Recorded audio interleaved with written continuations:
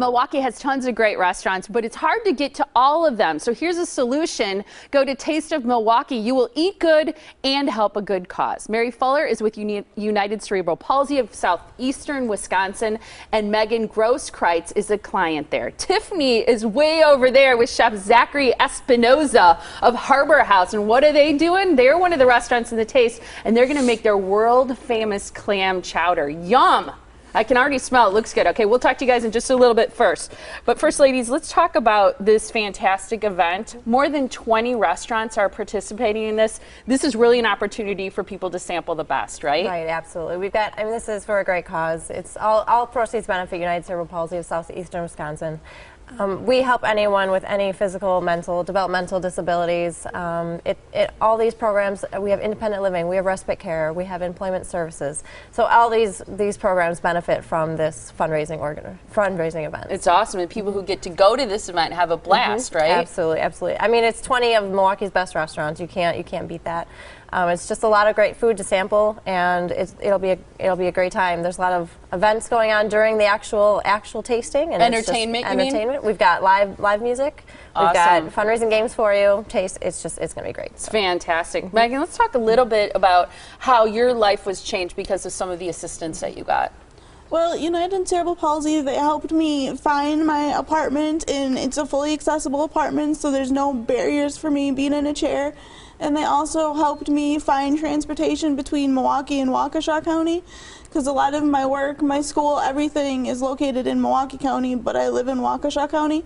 And then they've also helped me work on skills like cooking and working with caregiving agencies to help with personal cares and other things. I just think that's so fantastic, because you shared with me during the commercial break that up until that point, your parents really did so much of that care. Right. What's it like for you to live now so independently? It's a great feeling. It's been a challenging experience, but it's been nice to be independent and not always having to have my parents doing everything. And it's just nice to be on my own in the community, going to school. I'm working on my master's degree at Mount Mary University, and I also bowl in a wheelchair bowling league. Yeah. That's awesome. Do you love bowling? Yeah, it's an interesting experience. So that's super cool. What are you getting your master's degree in? Community counseling. Okay. I want to work with people who have disabilities, helping them with their vocational and career skills. That is really cool. How often is it that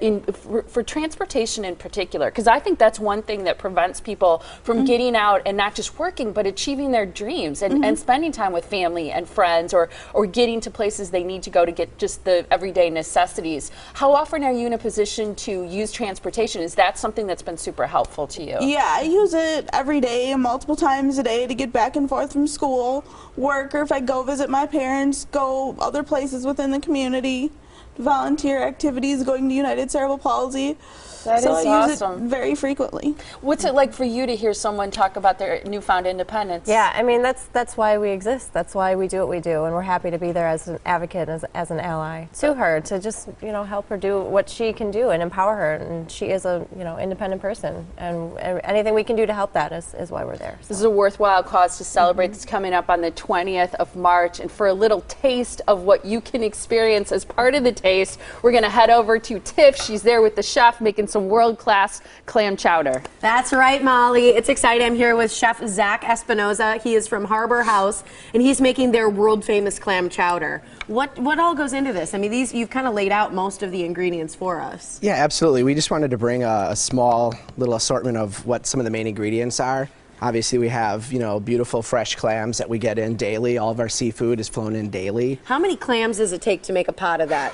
Do you know? I would say for the batches that we're making, it's probably anywhere from about 400 to 450 clams. I thought you were going to say like 30 or 40. No, well, it's a pretty big recipe. Okay. So, yeah, I would say for a batch this size at home, maybe, a couple dozen, maybe 3-4 dozen.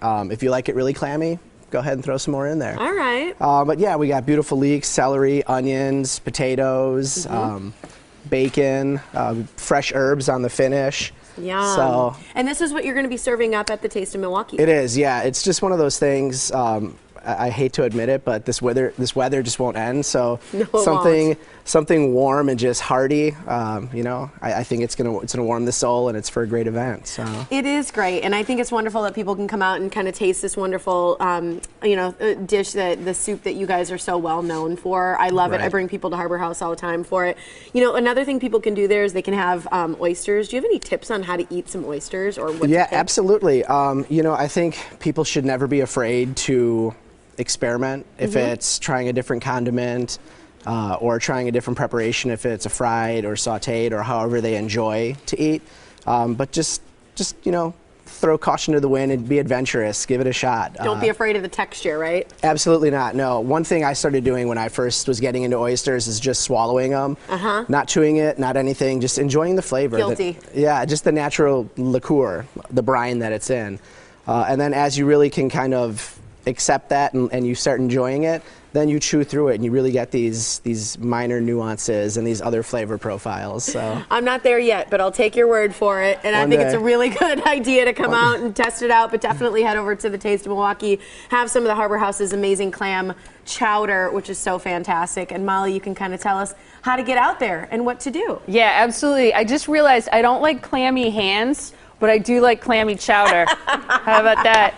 All right, the Taste of Milwaukee is coming up Thursday, March 20th. You have to go. It's at Potawatomi Bingo Casino. For more information, because pre-registration tickets are just $50 at the door, they're $60. You can find out more about this great organization and this event happening Thursday, March 20th by visiting UCP-SEW.org or calling 414-329-4506. It features 20 of Milwaukee's newest and best restaurants, each serving a signature dish for you to sample to your tasting pleasure. So thanks so much, everybody, for joining us today.